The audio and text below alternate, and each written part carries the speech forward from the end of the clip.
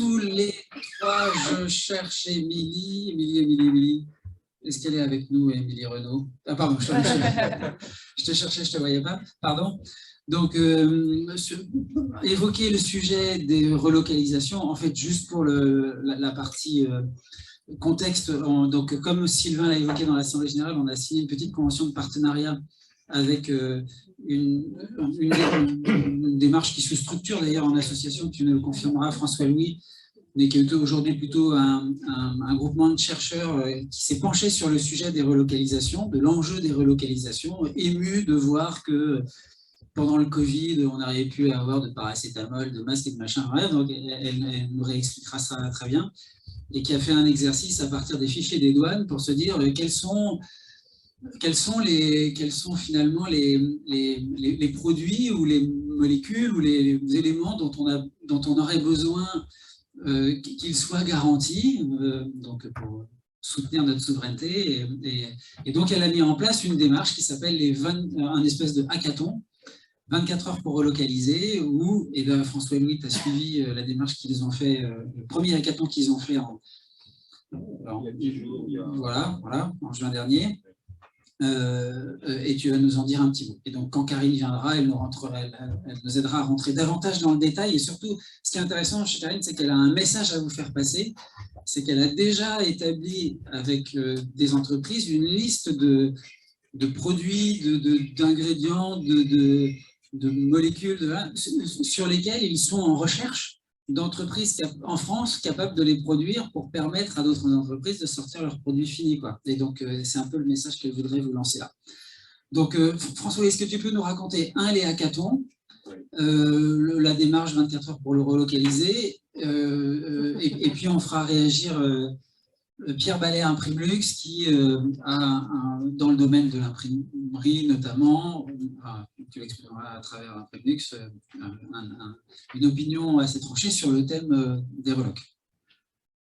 Merci Xavier. Bon, rapidement, puisqu'on a une demi-heure, donc on a la moitié du temps, hein. Et puis si on en parle encore après à 16 heures, on s'étendra dessus. Bon, Karine vous présentera l'association des relocalisations.fr.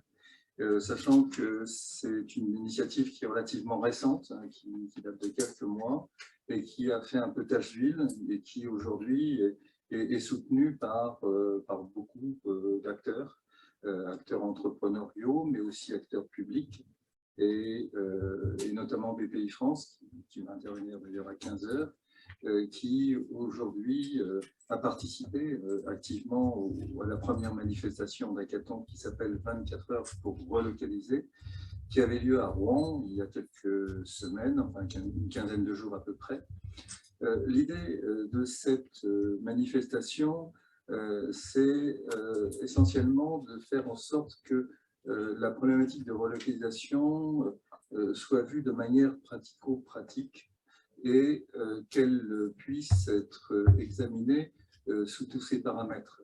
Sachant que relocaliser, c'est bien beau, mais c'est une opportunité, bien sûr, parce qu'on répond à une préoccupation stratégique au niveau national, mais c'est aussi une réorganisation qui doit être évaluée et mise en place de manière assez profonde, sachant que le relocaliser, ça touche bien sûr aux matières premières, et on verra peut-être avec le pôle pharma que les matières premières sont quelque chose de vital par rapport à cette problématique.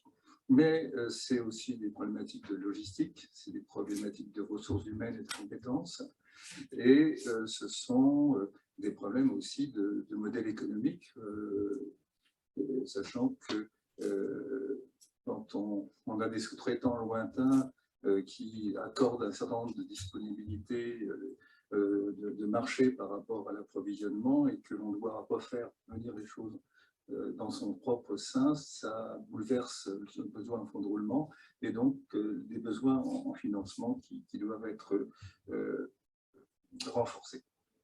Donc, pratiquement, comment les choses se passent? On s'est réunis à Rouen sous l'initiative de la mairie, et donc le maire était impliqué directement dans la problématique, associé à une école de commerce de Rouen qui a collaboré à la préparation de cette manifestation, sachant que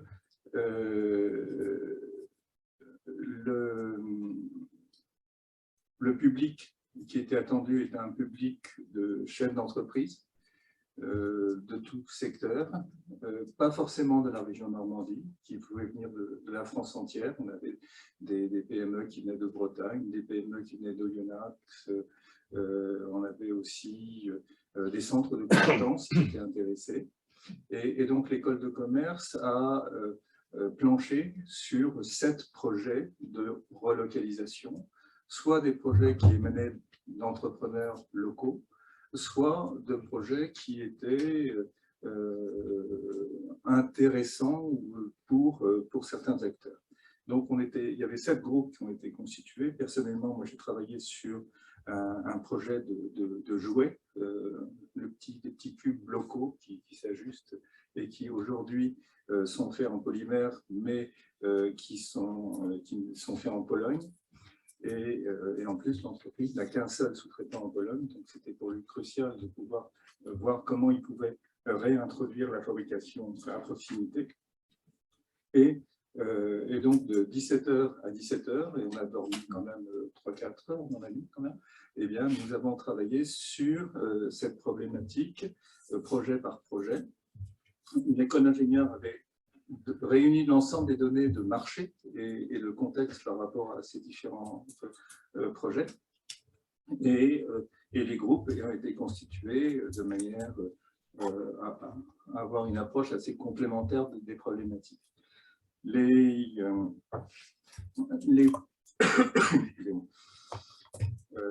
La première partie était une partie qui suivait une méthodologie que l'association avait mise en place, une méthodologie qui s'appelle ITAC. Ça n'a rien à voir avec Ulysse, hein. C'est ITAC comme une abréviation d'une méthodologie de relocalisation. Et donc, on était censé suivre cette méthodologie pour justement aborder tous les paramètres de la relocalisation. Et ensuite, le lendemain, il y avait la présentation des projets devant des experts. Donc, il y avait des experts de tous les domaines qui étaient présents, dans le domaine du design, dans le domaine de l'organisation du travail, dans le domaine des polymères, dans le domaine des matériaux en général. Et chacun donc renforçait un petit peu le projet qui nous était soumis, et pour que vers 16h, les responsables de groupe préparent un pitch pour présenter le projet au grand jury qui était présent, qui donc réunissait les organisateurs, mais aussi les grandes entreprises de la région et les financeurs, puisqu'il y avait Rouen Métropole Investissement qui était présent, ainsi que les banques et BPI-France. Et cela a permis d'avoir une manifestation qui était assez ramassée dans le temps et donc intéressante pour l'emploi du temps des chefs d'entreprise. On sait qu'il est très, très serré. Et personnellement, l'expérience, moi, que j'ai vécue avec les responsables de l'entreprise a été ressentie comme extrêmement positive, parce que, bon, même si tous les projets ne vont pas déboucher immédiatement sur une relocalisation, ça permet de faire entrer dans les esprits cette problématique pour qu'elle mûrisse et qu'ensuite elle soit mise en œuvre. Et bon, quid de l'intérêt des clusters dans tout ça? Bon, les clusters, vous réunissez des entreprises dans des domaines extrêmement divers et on se rend compte que si une PME ou une ATI souhaite pouvoir relocaliser une partie de sa production en France, elle va devoir s'appuyer sur des compétences, sur des savoir-faire, sur des potentiels industriels de proximité.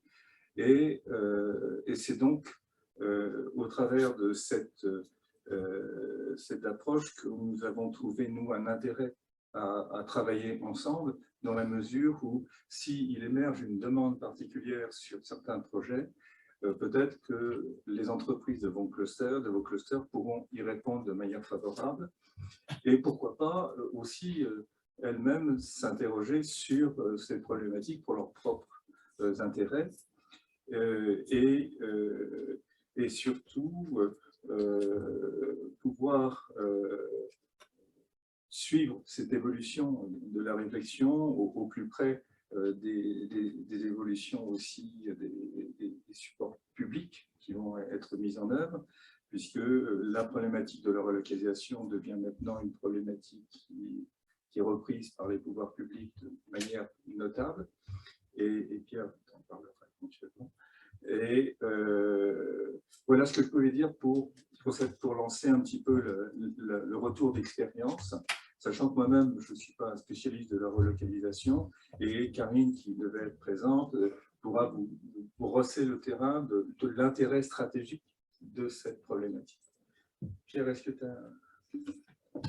Bon, alors moi, j'ai une approche extrêmement pragmatique parce que la relocalisation, on la vit chez Imprimlux au quotidien. D'ailleurs, moi, j'ai créé Imprimlux il y a 9 ans suite à un appel à projet du ministère de l'Industrie. Et dans le cahier des charges, j'avais dès le début proposé de créer un label d'excellence pour favoriser la relocalisation dans notre secteur, entre autres dans le packaging, où énormément de flux de production étaient partis en Asie. Pour être clair, pourquoi ces flux étaient partis en Asie? Tout simplement parce que les prix étaient 20 à 30% moins chers qu'en France. Donc, l'équation était simple à régler. Comment réattirer les donneurs d'ordre dans nos industries? Et donc, moi, dès le départ, n'ayant pas la chance, comme vous, d'avoir les subventions de l'État, donc je leur dois moins de choses, mais je me suis donné comme challenge de donner tous les ans les volumes de relocalisation qui sont prédictibles au départ, mais qui sont au bout d'une année pleine, qui sont mesurables. Il faut savoir qu'Imprimlux, ça regroupe des entreprises de toute taille, de 30 personnes à 3000 personnes, et on a certains acteurs qui sont leaders d'ailleurs dans leur domaine, par exemple Sliver ou d'autres qui sont dans le monde du packaging. Alors, une fois qu'on a dit ça, on veut relocaliser, comment on fait? D'abord, je crois qu'il y a un prérequis. Il faut que les entreprises qui vont challenger ces relocalisations aient les outils de production suffisants et fait des gains de productivité aussi suffisants pour pouvoir contrer la concurrence étrangère. C'est évident que partir d'une feuille blanche, c'est-à-dire je vais contrer des industriels chinois en plasturgie ou peu importe, c'est un peu compliqué. Donc nous, on n'est pas parti d'une feuille blanche, on avait un peu les premiers de la classe qui ont, dès le départ, joué le jeu. Ça, c'était le prérequis. Et puis, on a, au fil du temps, eu de la chance, quelque part. Pourquoi? Parce que moi, j'ai analysé un certain nombre de clés dans le succès des relocalisations. Je dirais la première clé, c'est la technologie française. La technologie française, elle est dans certains domaines à la pointe.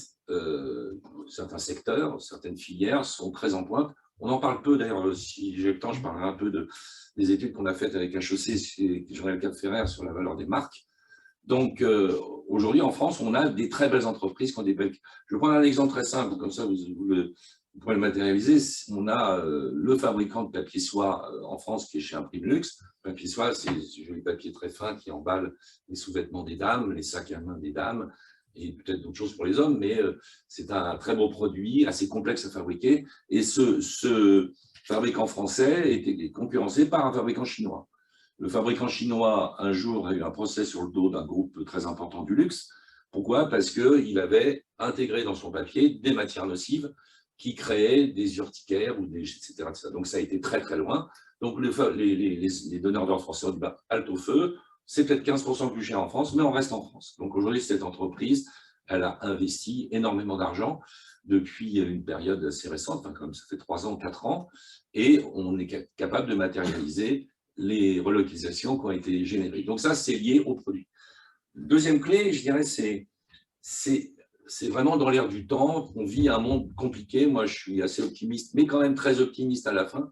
Vous comprenez pourquoi? Parce que c'est vrai qu'on va vivre dans les prochaines années une trilogie complexe qui est l'inflation, qui est la récession et qui est le chômage. Ça, les Américains l'écrivent tous les jours. On sait qu'on va rentrer dans une période compliquée. Alors, ce n'est pas uniquement lié à un problème géopolitique avec l'Ukraine, c'est lié aussi à des cycles que les analystes économiques maîtrisent très bien. Donc, on va vivre des moments un peu compliqués. Et dans ces moments compliqués, on sait que les matières premières sont parfois difficiles à trouver. Donc, il y a des contingentements. Il y a aussi derrière tout ça des grands groupes internationaux qui vont volontairement baisser leur production, je pense à l'exemple du papier, pour créer de la pénurie, et qui vont en parallèle fusionner. Il y a des fusions-acquisitions très importantes sur le marché mondial du papier. Il va rester combien? 3, 4 leaders mondiaux qui vont un peu faire la pluie le beau temps dans ce domaine. Sachant que de la pâte à papier, il en faut pour fabriquer du papier. Donc, bon. Donc ça, ce sont les contraintes économiques d'aujourd'hui, avec, c'est vrai, des risques importants. Maintenant, je pense que ça peut être une chance pour nous, parce que les acheteurs des grandes maisons de luxe, qu'on connaît bien, avec lesquels nous travaillons, se retrouvent d'une fonction qui était la fonction passée de cost killer, c'est-à-dire j'achète moins cher que moins cher, je vais en Chine, où poum, tu gagnes combien de marge, je vais te prendre 75% de ta marge. C'était comme ça que ça fonctionnait. Des jeunes d'ailleurs formés dans de bonnes écoles, mais qui étaient formatés plus que formés pour ces... Aujourd'hui, ils sont passifs. Ils sont très contents quand ils peuvent acheter du papier ou acheter d'autres matières. Ils font même des surstocks. Moi, j'étais la semaine dernière à un salon du packaging à Paris. J'avais un de mes adhérents qui fabrique des rubans qui me disait « Attends, Guerlain vient de m'acheter pour 1 an et demi de production. » Alors, c'est vrai que les usines sont pleines à craquer en fonction des matières premières qui arrivent, mais il y en a pas non plus dans une pénurie dramatique. Le papier arrive quand même, le carton, etc. Donc, aujourd'hui, on se retrouve avec des entreprises qui font des carnets de commandes pleins, même plus que pleins. C'est vrai que demain, il va falloir que le marché soit toujours en croissance. Le marché du luxe, je ne suis pas très inquiet parce que plus on va générer de millionnaires en Chine, plus on va vendre de parfums, de ruinards, etc., etc. Donc, le marché du luxe sera sans doute peu impacté demain par ces récessions potentielles, entre autres aux États-Unis.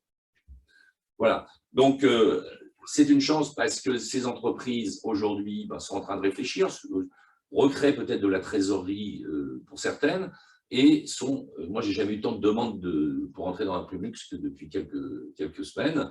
D'ailleurs, je suis en train d'imaginer, parce qu'on a un numerus clausus qui est un peu comme le comité Colbert, qui est limité à 50 membres, plus 20 partenaires.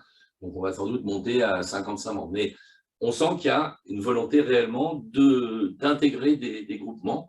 Et France Cluster en est un exemple aussi. J'espère que c'est dans le même profil. Quand on est un peu en difficulté, on essaie de rencontrer des gens proches de soi et de travailler de manière intelligente.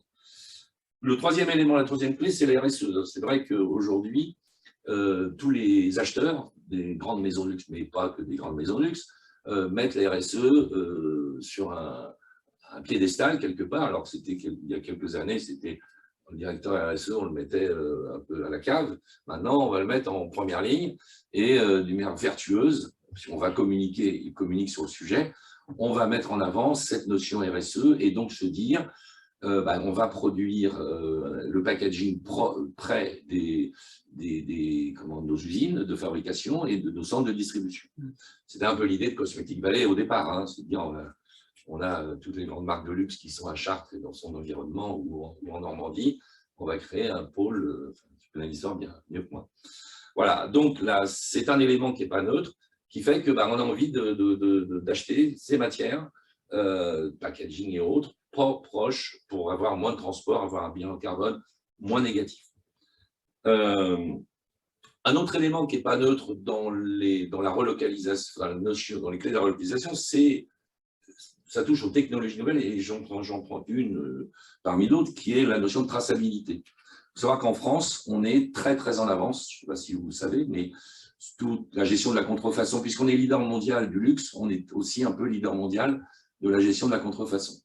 Donc, on a des entreprises qui développent des solutions de traçabilité, entre autres, extrêmement pointues, qui vont même jusqu'à des mesures, aujourd'hui on travaille sur un projet avec des mesures isotopiques, on appelle ça comme ça, capable d'aller analyser que le vin que vous avez dans la bouteille de Pétrus, il a bien été produit sur le domaine du Pétrus.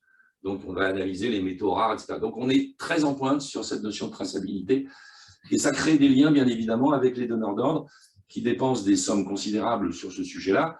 Quand je parle de traçabilité, tu parlais de métavers tout à l'heure, on a fait il y a 10 jours une conférence un prix luxe avec le patron du consortium qui a été créé par LVMH et Vuitton et maintenant qui a été rejoint par pratiquement toutes les grandes maisons de luxe Certaines sont officiellement dedans, d'autres le disent pas, mais on sait qu'elles y sont. Vous retrouvez des noms comme vous avez le groupe Richemont, vous avez avec Cartier, etc. Enfin, bref, pratiquement toutes les grandes marques de luxe ont intégré un consortium dont le siège est en Suisse. Alors là, il n'y a pas de relocalisation, mais dont le siège est en Suisse et qui a pour objectif de normaliser tout ce qui se passe aujourd'hui, en premier lieu, dans le monde des NFT. Et tout ce microcosme de traçabilité, de sécurité, voire de lien entre le physique et le digital, parce qu'une montre peut être associée à un NFT, par exemple. Voilà.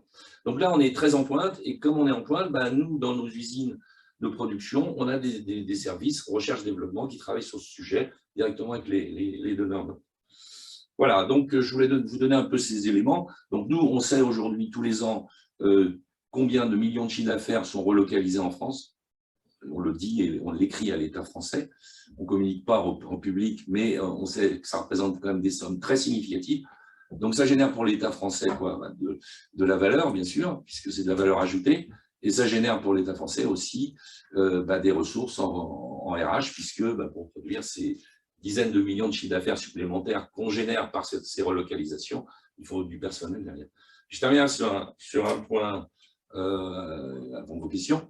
Je parlais tout à l'heure, tu parlais des études, des étudiants de Courant que je connais bien.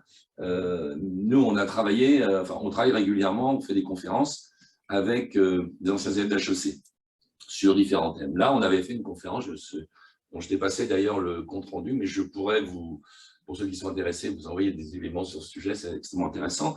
On avait travaillé sur justement la relocalisation et la valeur du Made in France. Bon. Et on a eu la chance d'avoir la présence de Jean-Noël Capferrer, qui est professeur émérite à HEC, à Hong Kong, Shanghai, enfin bref, et surtout un des papes du luxe en France, qui a écrit un certain nombre d'ouvrages de référence sur le sujet. C'est extrêmement intéressant. D'abord, moi, quand j'ai participé à cette conférence, j'avais des prérequis, j'avais des idées un peu préconçues, des idées préconçues sur la notion du Made in France. Et en fait, il a démonté tout ça. Dans la note, c'est explicite, en disant, je vais vous citer, la France, alors qu'on a l'impression que les Français sont numéro 1 dans tous les domaines, y compris en football, peut-être d'ailleurs.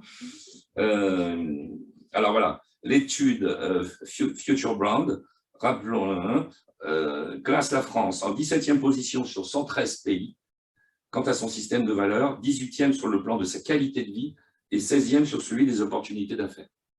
Voilà, donc nous, on a un peu l'impression qu'on est au centre du monde, qu'on a inventé la philosophie, on était les rois de la Renaissance, etc., etc. Mais au jour d'aujourd'hui, la marque France n'a pas une bonne image, pour être clair, sur le marché. Et là où Jean-Noël Capferrer va beaucoup plus loin, je trouve que c'est extrêmement intelligent, c'est de dire, mais finalement, est-ce que le Made in France, c'est le plus important? Non, parce que lui considère que la valeur de la marque, alors là, de la marque est leader dans tous les domaines. Pour exemple, alors des exemples positifs, négatifs, il cite des entreprises françaises à l'international, BIC par exemple, qui est une entreprise d'innovation dont on étudie dans les business schools souvent le modèle économique. BIC, entreprise française, créée par le baron Beach, inventeur du jetable, d'où la théorie de l'ascenseur, parce que c'est un jour un de ses collaborateurs dans l'ascenseur qui lui dit « Monsieur le Président, j'ai une idée, si on faisait des rasoirs jetables ». Donc, BIC aux États-Unis, des sondages sur de quel pays vient BIC, 90% des Américains considèrent que BIC est américain. Voilà. Idem des entreprises comme Lafarge ou Schneider Electric, qui sont des fleurons industriels français, ne mettent jamais en avant le Made in France. Alors, c'est une volonté pour eux en termes de communication. Voilà. Et idem sur les pays, quand vous achetez un téléphone Samsung, vous n'achetez pas du Made in Korea, vous achetez du Samsung. Voilà. Quand vous parlez d'Apple, vous parlez d'une entreprise américaine. Que monsieur l'ancien président des États-Unis dise America First et on refabrique des iPhones aux États-Unis, ça n'a jamais marché. Mais les Américains, ils s'en foutent. Eux, c'est Apple qui compte et c'est américain. Donc, vous voyez que la notion de Made in, elle est pas du tout par rapport à ce qu'on imagine. D'abord, la France n'est pas cotée suffisamment, contrairement à ce qu'on peut imaginer. Mais ce n'est pas très grave. Ce qui est important, c'est d'être aujourd'hui porté par des marques, par des valeurs et par des labels. D'ailleurs, dans cette note, si tu l'as lu, je te la repasserai, il parle deux fois, il parle des pôles de compétitivité et il parle du régionalisme. Par exemple, l'Auvergne, ce que je trouve extraordinaire, c'est que la baseline de l'Auvergne, je ne sais plus ce que c'est, mais il dit, voilà, l'Auvergne est considérée comme le marketing de la région Auvergne est un marketing identique au marketing du luxe. Pourquoi? Parce que l'Auvergne met en avant la qualité de vie, etc., et le tissu industriel. Donc, il y a des choses assez intéressantes. Mais si vous voulez avoir cette note, vous pouvez la récupérer via Xavier. Donc, message d'espoir, malgré le problème actuel, pas simple, message d'espoir quantifié chez Imprimlux, avec des montants très significatifs sur la relocalisation.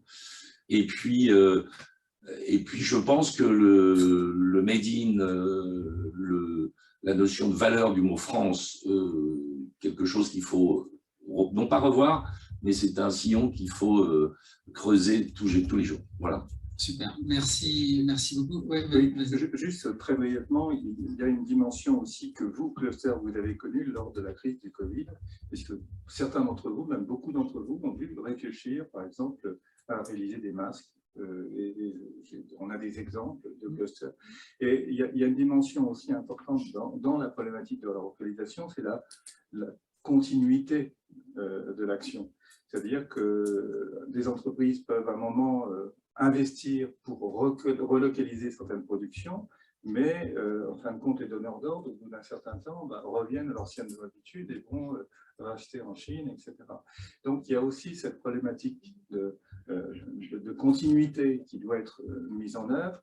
Et un autre point, et ce sera mon dernier point, c'est qu'à chaque fois que l'on pense relocalisation, ce n'est pas simplement faire revenir une production en France ou en Europe, c'est aussi repenser son produit par l'innovation pour faire en sorte que, grâce à cette remise à plat, d'une certaine façon, on change de stade et on puisse proposer de nouveaux produits, de nouveaux procédés qui soient les plus performants possibles. C'est entre autres le design thinking dont on a parlé.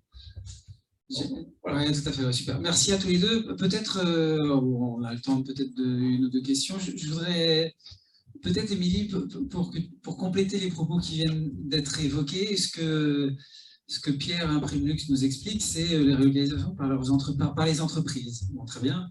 Il nous explique aussi, et ça c'est intéressant pour tout le monde, que vous ne connaissez peut-être pas tous le fonctionnement d'Imprimlux de la même manière, mais il l'a dit, dans ses statuts, il n'a pas mis un nombre minimum d'entreprises, il a mis un nombre maximum d'entreprises. Il y aura dans le réseau Imprimlux un maximum de 50 entreprises.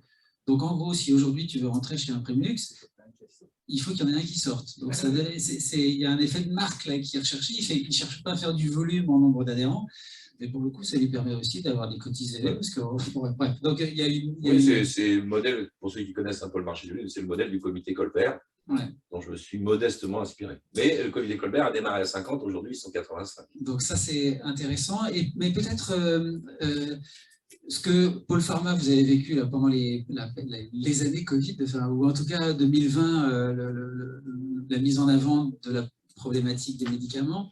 Peut-être, est-ce que tu peux nous dire un mot, je sais que ce n'est pas le sujet que tu as porté dans l'équipe plus particulièrement, mais sur le rôle du cluster pour accompagner ce sujet-là. Comment tu as vécu ça au sein du Pôle Pharma? Alors, je ne suis pas du tout l'experte de ce domaine-là, c'est Fabien Dioli, hein, que vous voyez plus régulièrement que moi au sein de France Cluster, mais c'est vrai que Pôle Pharma, on a vraiment un axe affaires publiques. En fait. C'est vraiment un sujet qu'on porte depuis plus de 10 ans, puisque la problématique n'est pas de la relocalisation, mais d'abord la délocalisation, puisque nous, on connaît ça depuis une trentaine d'années sur particulièrement nos matières premières, matières chimiques qui sont aujourd'hui produites majoritairement en Inde et Asie, et puis les nouvelles technologies qui sont particulièrement produites en États-Unis. C'est dû à une raison quand même assez importante pour la France. Aujourd'hui, on produit 70% pour l'étranger, on produit surtout aussi pour les Français, et donc le prix du médicament en France est fixé par l'État français. Donc, il était nécessaire d'interpeller l'État sur sa stratégie ou sa non-stratégie face à cette problématique de dire on tire le prix vers le bas du médicament par rapport à des prix avec la sécurité sociale, mais derrière, ça engendre que la matière première n'est plus produite ici, on l'externalise avec... on le savait, des risques de rupture, des risques de pénurie de médicaments. Hein. Quand on n'a pas la matière, on ne peut pas faire le médicament. Et puis aussi, je rejoins ce que disait monsieur, un risque de contrefaçon et à savoir comment vous voulez soigner les gens demain. En fait. Donc pour nous, la crise, on l'a vécue de plein fouet. Complexe, mais il faut aussi le voir comme une opportunité. Ça a été une vraie prise de conscience, je pense, pour les pouvoirs publics et pas que pour la santé, mais de manière plus générale. Vous parlez de la relocalisation et d'une stratégie française. Est-ce qu'il ne faut pas plutôt parler d'une stratégie européenne? C'est aussi un parti pris de l'industrie pharmaceutique de globaliser, en tout cas, c'est la prise de risque de matières premières en ayant des pools, des hubs européens. Aujourd'hui, Pôle Pharma a vraiment été entendu en termes d'affaires publiques, donc on fait partie intégrante en fait de la cellule de crise au niveau du ministère de l'Industrie. À la fois, on nous a consulté pour les capacités de production du vaccin contre la Covid, et puis les capacités de gérer ce risque finalement de pénurie de matières premières. Donc là, ça y est, voilà, on a intégré des préconisations, on a réussi, parce qu'on avait identifié un certain nombre d'industries producteurs de matières premières en 6 mois à réinternaliser 20% de la production sur de la matière première sur certains sites. Et puis aujourd'hui, l'État a pris en compte notre voix en finalement mettant en place aussi des critères en production française par rapport au prix du médicament, si c'est produit en France ou si certaines spécialités sont produits, matières premières ou matières, sont faits en Europe ou en France, ça sera pris en compte. Voilà. Progressivement, des choses se font. On ne va pas révolutionner. Et surtout, notre priorité, c'est sur la matière première. Donc, ce n'est pas évident, au vu des nouvelles réglementations RSE, de réinternaliser tout ça. Et puis, c'est surtout que depuis 30 ans aussi, on a une fuite des compétences, c'est ce que vous disiez aussi. Aujourd'hui, on n'a pas non plus la main-d'œuvre et on n'est pas non plus en capacité de passer du jour au lendemain à une réindustrialisation complète. Donc, voilà, il faut y aller petit à petit et pas à pas et chacun donner ses préconisations en fonction de ses filières. Alors, en aparté, tu me parlais aussi de la problématique du flaconnage. Et qu'actuellement, tu ne trouves pas de verrier, on ne trouve pas de verrier en France. On a différentes problématiques en fait, de matières, de composantes et ainsi de suite. Vous l'expliquez aussi, c'est lié à des appels d'offres qui sont européens, nationaux. Aujourd'hui, la majorité de nos sites n'ont pas de... comment dire, finalement, de fournisseurs français. Ils ont misé depuis quelques années sur des industries européennes ou autres.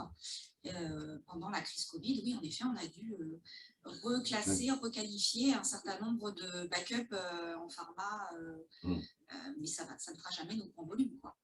Donc, il y a peut-être aussi cette réflexion, et avec avec ma petite expérience, justement, la logique France Cluster est là, c'est-à-dire de créer des passerelles, c'est ce qu'on se disait hier, c'est-à-dire qu'il va falloir apprendre à travailler autrement.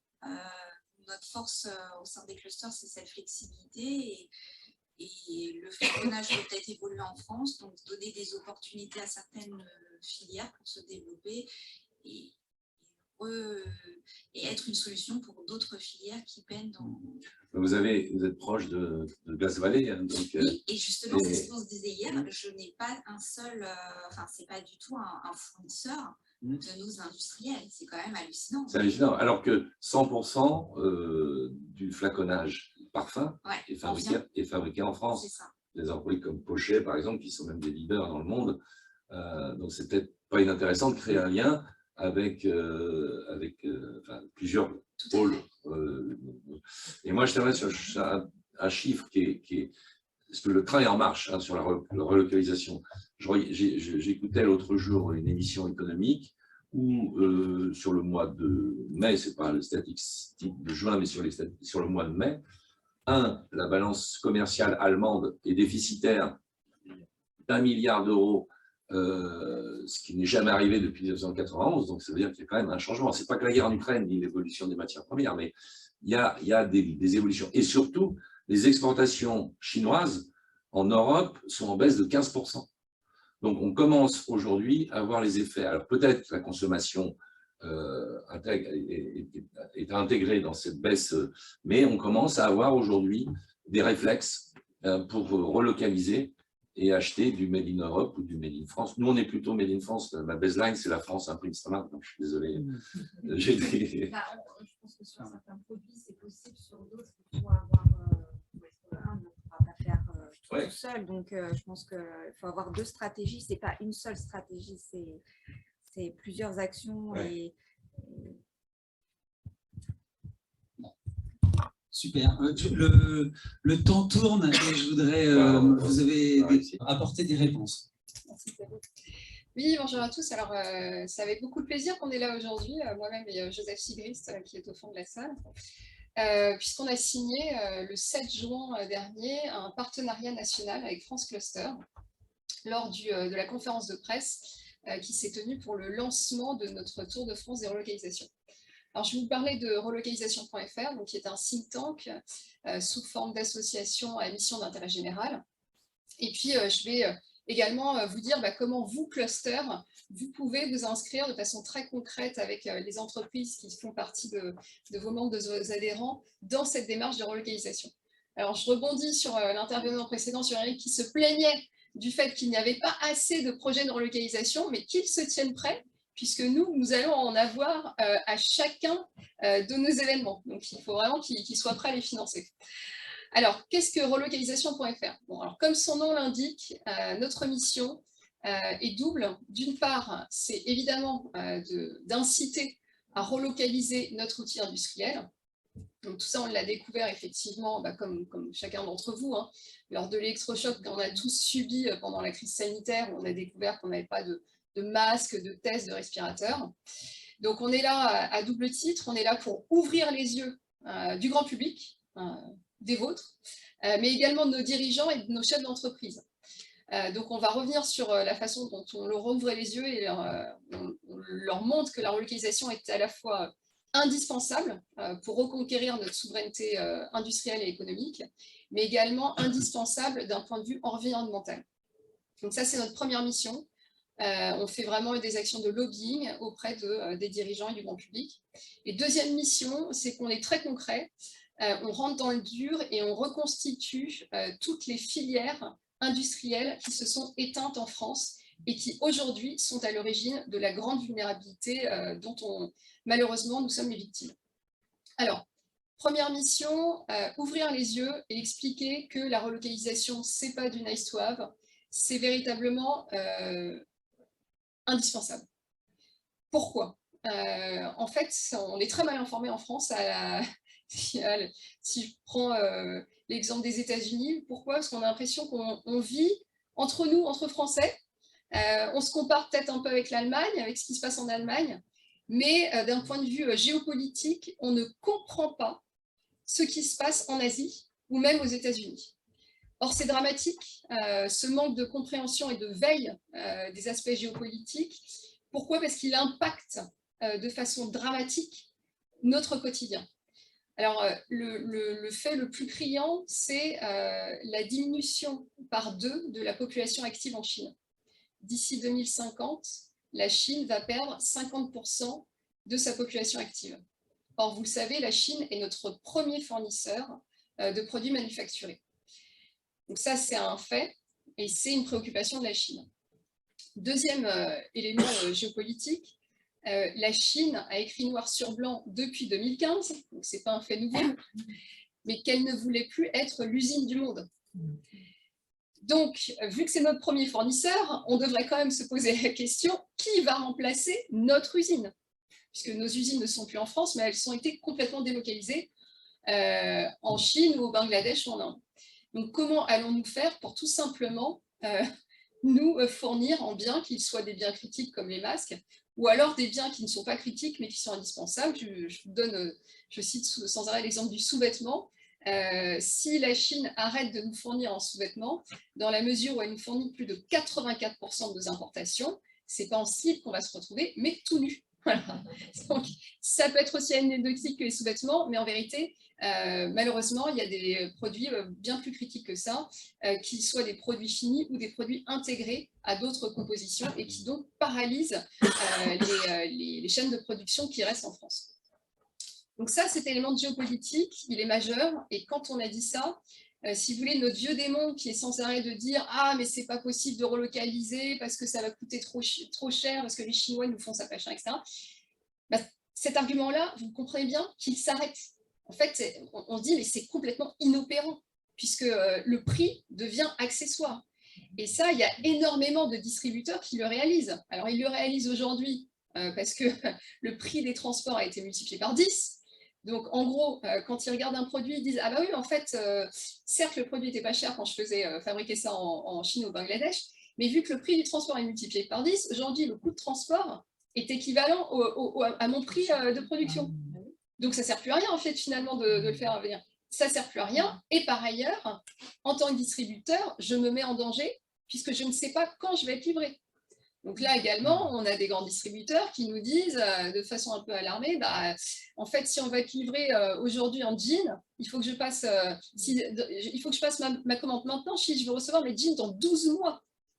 12 mois. Donc, quand vous connaissez le textile, vous savez qu'il y a déjà une première commande qui est faite pour tester un peu l'appétence du consommateur. Puis après, il y a une grosse commande qui est faite. Mais ça, c'est plus possible. Donc, cette période de test, c'est plus possible dans le textile.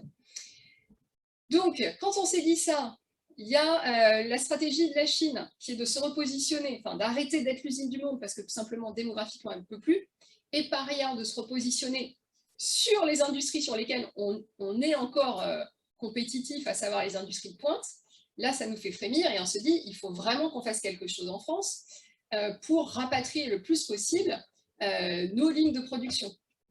Alors, effectivement, deuxième démon qu'on se dit sans arrêt, ah oui, mais si on rapatrie ça, vous voyez, ça c'est l'industrie textile, finalement, les biens de consommation, c'est l'industrie d'hier. Ça sert à rien, c'est polluant, il faut viser, faut viser sur les industries qu'on appelle d'avenir. Fort bien. Alors, moi, je dis, faisons les deux. Je rappelle qu'on a 5,5 millions de chômeurs.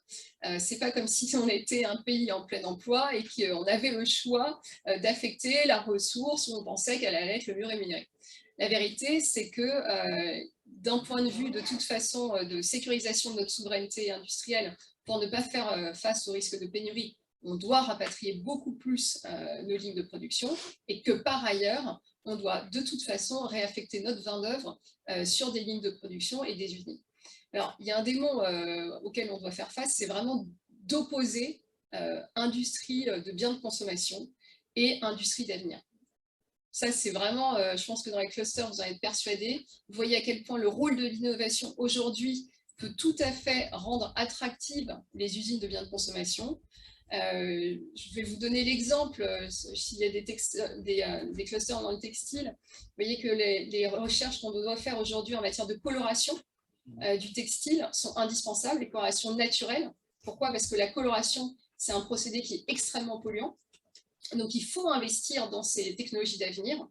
Mais le problème, c'est que si on investit dans ces startups qui, un jour, on l'espère, vont éclore et vont pouvoir développer ces procédés applicatifs, si on n'a pas d'industrie textile robuste et sérieuse en place en France, tout simplement, la start-up elle va aller se vendre ailleurs. Et puis, le fruit et les investissements que BPI France aura financés, ils vont profiter d'autres pays. Voilà, donc, cessons d'opposer systématiquement industrie d'avenir et industrie de biens de consommation, parce qu'en réalité, si on veut relocaliser et se redoter d'une vraie souveraineté industrielle, il faut à tout prix beaucoup plus intégrer l'innovation dans le process de relocalisation.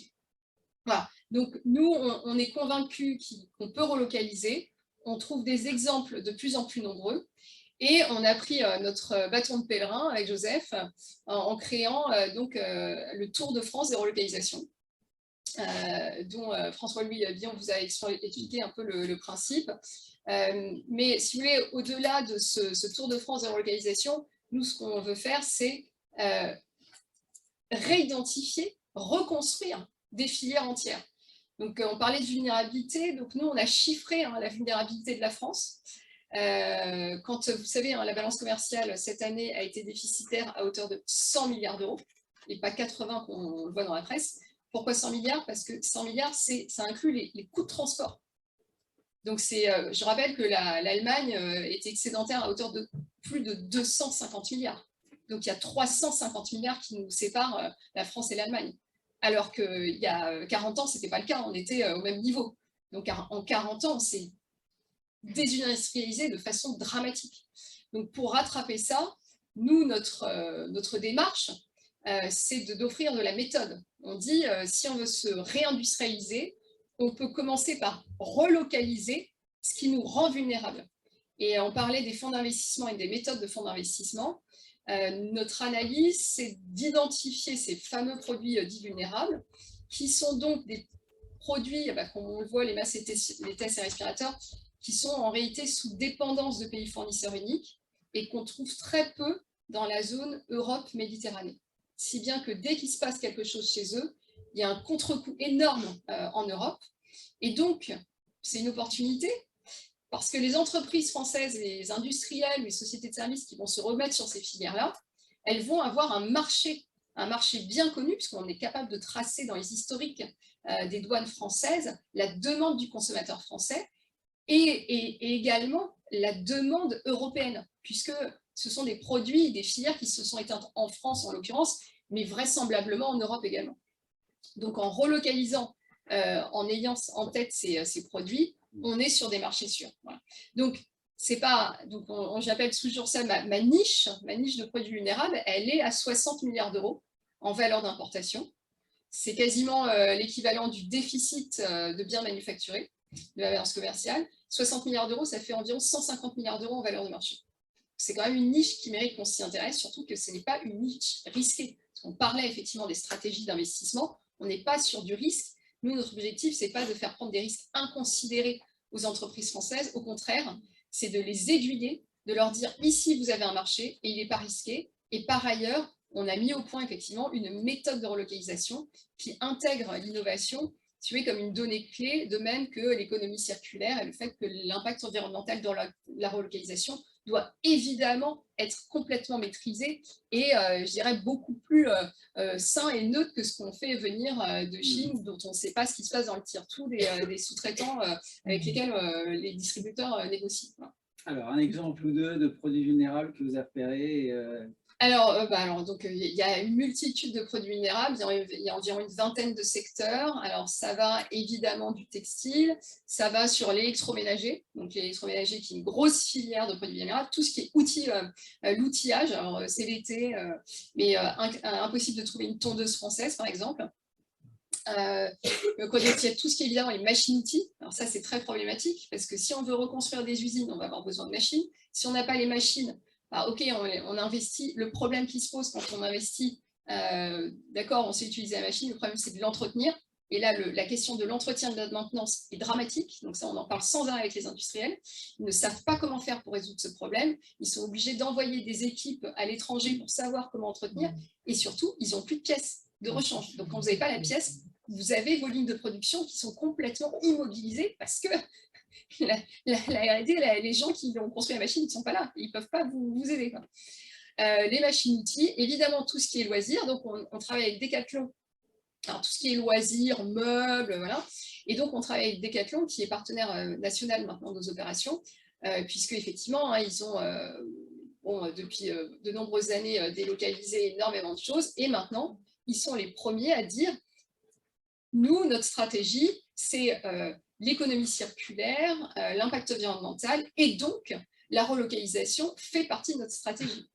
Parce qu'on est victime de la hausse des coûts de transport, et par ailleurs, on voit très bien qu'il y a une demande du consommateur, en l'occurrence français, d'avoir des produits de meilleure qualité, qui soit fait avec des matériaux issus de l'économie circulaire ou des matériaux moins polluants que le coton, par exemple. Et donc, la relocalisation, c'est une évidence pour eux. Donc, ils sont inscrits maintenant dans une tendance longue, de même qu'ils avaient délocalisé en se disant, bah oui, c'est une tendance longue qui nécessite de délocaliser. Maintenant, c'est l'inverse. Il y a une tendance longue qu'ils anticipent à la relocalisation. Donc, comme exemple, en fait, on en trouve pas mal. Alors, il y a les jeans qui sont très connus. Alors, je ne parle pas de la marque 1083, mais je parle de l'écosystème Mullier qui s'appelle Fashion Cube. Je ne sais pas si vous connaissez. Et donc, ils ont créé une usine de jeans. Et donc, ils vendent au prix public un jean à 59 €, c'est-à-dire 20% de plus que le prix habituel. Mais ces 20% de plus, ils ont trouvé que c'était complètement absorbable par le consommateur, qui est un consommateur en public. Ils le vendent dans le cadre de la marque Jules, si vous connaissez, c'est l'ancien Camailleux pour hommes. Et donc, le storytelling qu'ils font sur la marque, sur la façon dont c'est fait, ça permet complètement de justifier les 20% supplémentaires. Il y a des jeans. J'aime beaucoup citer l'exemple des étriers. Je trouve ça super. Aussi pour ceux qui font de l'équitation, vous voyez les étriers. Alors en fait, ça montre que c'est vraiment possible. Ce n'est pas un produit extrêmement sophistiqué. Mais je peux vous assurer que l'industriel qui a pu relocaliser l'étrier, il est heureux. Il est heureux. Il me dit, mais j'en vis très bien. Et ça, en fait, je n'étais pas du tout dans ce secteur-là. Mais avec mon savoir-faire, mes machines, je pouvais y aller. Et c'est ça la relocalisation. C'est aujourd'hui, de toute façon, il n'y a plus sur les produits vulnérables qu'on a identifiés, que vous pourrez retrouver sur le site internet, il y en a 250. Sur ces 250 produits, il n'y a pas aujourd'hui d'industriels qui sont positionnés sur ces produits. Donc ça ne sert à rien de chercher dans vos clusters, tiens, qui vont relocaliser ça. Par définition, ils ne le feront pas. Mais en revanche, ce qu'ils pourront faire chez vous, c'est dire, ah ouais, non, mais ça, je ne le fais pas aujourd'hui, mais j'aimerais le faire demain. C'est une source de diversification pour moi qui m'intéresse. Et si j'ai un distributeur qui est prêt à m'accompagner, j'y vais. Et c'est ce qu'on fait dans nos opérations 24 heures pour relocaliser. Et donc, un message pour terminer. Parce que je suis désolé. Message pour terminer. Nous continuons notre Tour de France des relocalisations. À Caen, les 29 et 30 septembre, sur le campus de l'école de Normandie, à Lille, nous aurons tout l'écosystème Décathlon, Mullier, etc. Voilà. On va partir en Vendée. Pardon ? Voilà. Et donc, à chaque événement, on va prendre contact avec vous. Mais idéalement, allez sur le site relocalisation.fr, regardez la liste des produits et essayez de nous dire ceux sur lesquels vous pensez que vos adhérents peuvent être intéressés. Et ça va énormément faciliter les choses, parce que quand c'est comme ça, après on vous contacte. Et là, du coup, j'ai des personnes qui m'appellent en disant « Voilà, mais j'étais pas à l'événement et pourtant je serais intéressée pour travailler avec Decathlon, j'ai pas de point de contact chez eux, comment je peux faire ?» Oui, non, mais il faut quand même s'inscrire à l'événement parce que sinon, ça devient trop compliqué pour nous de gérer tout ça. Voilà, donc s'il vous plaît, regardez, signalez-vous, vous avez nos contacts, nos coordonnées, et puis voilà, on vous contactera de toute façon pour les clusters qui seront concernés. Voilà. Super. Merci beaucoup. Merci.